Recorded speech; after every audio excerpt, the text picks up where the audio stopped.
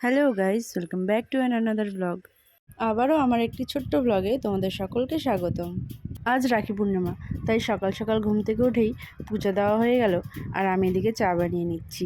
তাড়াতাড়ি চা খেয়ে নিয়ে আমরা রেডি হব, কারণ মা নেই, মা কামাখ্যাগুড়ি গেছে, মার আসতে একটু সময় লাগবে, তাই আমরা এদিকে সব কাজ সেরে নিই। রাখির জন্য যেসব জিনিসপত্রগুলো জোগাড়জান্তি করতে হয় সেগুলো চলো ঝটপট রেডি করে নিই। তৈরি তো হয়ে গেছি প্রায়, আর কিছু বাকি আছে, সেগুলোও করে নিই, তারপরে ফাইনাল টাচ আপ করে নেব। যাই হোক, এদিকে আমিও রাখিগুলো সাজিয়ে নিচ্ছি।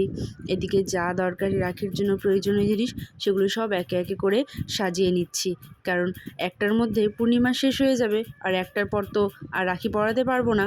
তাই তাড়াতাড়ি করে আমরা এই একটার আগেই সব আয়োজন করে নিচ্ছি।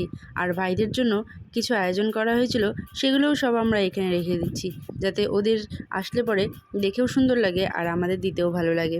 যাই হোক, চলো, আমার মোটামুটি সব প্রায় রেডি করা শেষ। এবার ওদের অপেক্ষা, ওরা আসলে আমরা রাখি পরানো শুরু করে দেব। আর ওরাও চলে আসলো দেখতে দেখতে। যেহেতু আমরা 7 বোন, তো 7 বোনের বাড়িতে রাখি পরতে পরতে ওদের এখানে আসতে একটু লেটই হয়ে যায়। সবার শেষে প্রত্যেকবারই আমি আর বুনুই ওদেরকে রাখি পরাই, তাই সব বোনরা মিলে চলে এসেছে এখানে, অ্যান্ড আমিও ওকে রাখি পরিয়ে দিচ্ছি। আমার দুই মাত্র ভাইয়ের সাথে তোমাদের তো পরিচয় করিয়ে দিয়েছিলাম আগেই।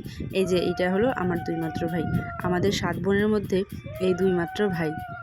তাই যখন এই রাখির দিনে আমরা সবাই রাখি পরাই, ওদের হাত দুটো একেবারে ভরে জায়গা, আর দেখতেও ভীষণ ভালো লাগে। সারা বছর আমরা ভাই বোন মিলে এত ঝগড়া করি, কিন্তু আজ রাখির দিনে মনে হচ্ছে যে আমাদের মধ্যে কত ভালোবাসা।